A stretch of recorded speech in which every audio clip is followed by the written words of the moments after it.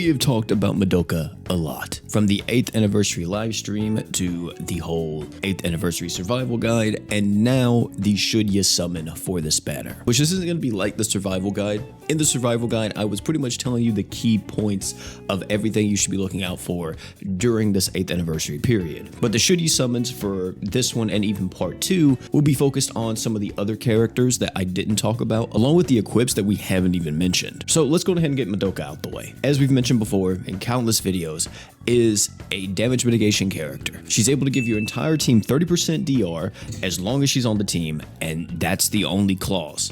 Just make sure she's on the team and you get that DR. Once she's on the team, she's able to do a few different things for your team, including being able to buff up your entire team's magic res while giving you a big barrier. You have a true art that's able to cleanse every single stats element and give everybody a stats buff, which does act as a pseudo heal. And then finally you have a super art that gives you crit rate and crit damage. The big issue with Madoka is that she is very reliant on others for arts gen. She has no innate arc gauge in the kit apart from the skill and her passive from her true weapon, so you will be needing to use her alongside a team with a very good arch genner or arch genners. As long as you can cover those bases, Madoka is going to do absolute work for you. I do kind of wish that there was a bit more arch genning in the kit, maybe a passive that gave her like 5 arts per second. Seeing it come out like this and not having any kind of big arch gen or even like a 5-star support slot to kind of help out with that is very, very questionable. But even with that being said, she's going to be one of the greatest damage mitigation characters, so make sure this girl's on your radar. Homura is all about being a damage dealer that's giving you a bit of different buffs depending on what you need. Like her art's able to buff up her true art and super art's damage by 75% up to a maximum of 600%. I do kind of wish that the dark and physical res on this art was stackable as well. I think that would be really cool. But I mean, considering we already have Shadow on Mono Dark, they maybe didn't want that crazy synergy happening. As for the other stuff in the kit, we have equipped CT speeds getting buffed up by 50%, and the super art has super crit along with a equip refresh. So in theory, depending on how you play this character, you could use a bunch of equips that just give you 300 arts or whatever, 200 arts, let's say. Use your art, be able to get like a stack with that. Use your super art, refresh all your equips. Use your art if you have any leftover arc gauge. Use all your equips, and then just kind of do that and get as many stacks as possible before you use up all your equip refreshes. I also want to mention too is that the equip CT speed is pretty cool considering she is a mono dark human character, and if you wanted to, you could use her alongside Sword God Luan. Sword God Luan's passive states that if he is the leader, he gives everybody 50% equip CT speed. So with Sword God Luan's passive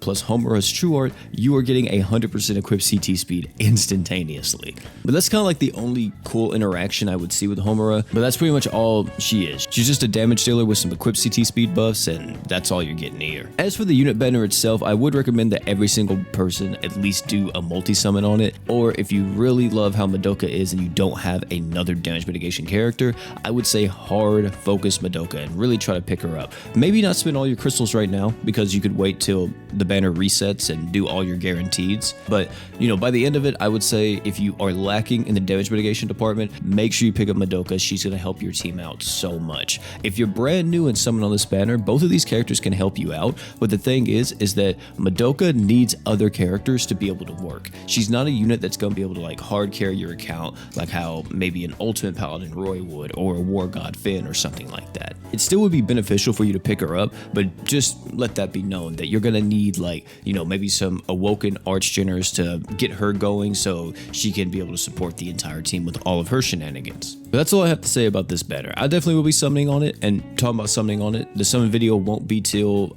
next week because of course I work all weekend, but Monday I got you guys with a Madoka summon video, I promise. As for the equips that we have a few different things, including our very first gacha 6-star equip. I just want this to be known too, is that unless I'm forgetting something, the gacha equip rate for the 6-star is 0.1? Is that what it's right? 1? It might be 1.0. I can't remember. It's either 0.1 or 1%, something like that. It is a very low chance for you to get the 6-star equip, which means you will probably have to pity it if you're even somewhat interested in it. I will say, luckily for all of us, this one isn't necessarily too insane. What it does is that if you're able to slot this into anybody with a 6-star magic slot, you're able to buff up super arts damage by 200%, and after this equip skill is used, if the user is light, you get 50% more. Of course, this is a massive damage buff just from one equip, but But considering the fact that you need a 6-star equip, you need the user to be light as well, and you need that equip to be magic, it's kind of hard to fill all those criteria. I mean, Railgun, for an example, could use this, but in all honesty, I don't think it's that cool. I mean, if you pick it up while you're summoning for other gacha equips, dope, but it's definitely not like, oh my god, I need this. As for some of the other equips I recommend you guys possibly pick up, Madoka's dress is really good for any light character out there. Now, some people would argue too, is that, well, if you want something like this, you can of course just go for Exceeds X, and Exceeds X virtually does the same thing as this equip. It's up to you if you want this or not, but if you already have like 6 Exceeds X, I don't think you really need this. Homura's dress is a pretty good AoE archgen item. Cooldown is a bit long, but if you are brand new and you don't have any other AoE archgen item, definitely worth the pickup. Homura's handgun would be a nice bonus to get, considering this lowers the enemy's evasion rate. The last one is Homura's shield. This works similar to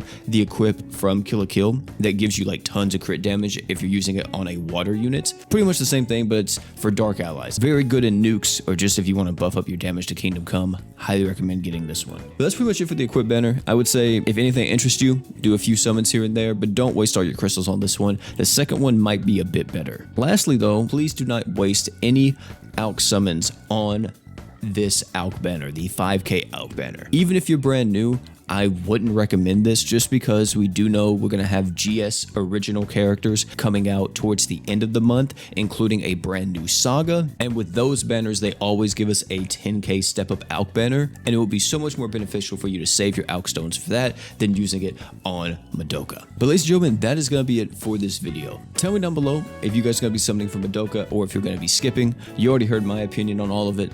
I would love to hear yours. Also, if you enjoyed this video, I highly recommend check out this video right here. It's the Grand Summoner's 8th Anniversary Survival Guide. This will teach you everything you need to know about this 8th anniversary and all the characters you need to summon for, even ones that haven't been announced yet. So click on that if any of that sounds interesting. I'll meet you over there, but before you leave, don't forget to drink water.